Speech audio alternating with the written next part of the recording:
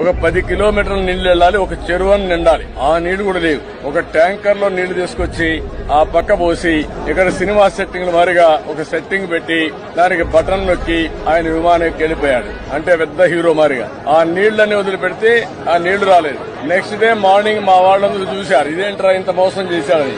నేరుగా వచ్చారు ఇక్కడికి. నేరుగా వస్తే నీళ్లు ఇంకిపోయినాయి.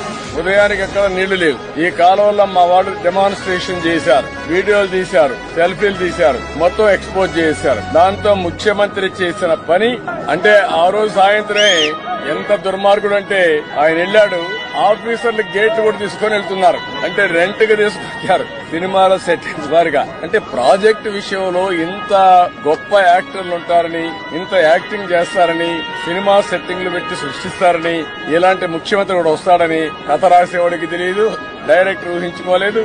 ఆ ప్రొడ్యూసర్స్ కూడా అంతుపట్టని కథ ఇది. అడ్డంగా దొరికాడు.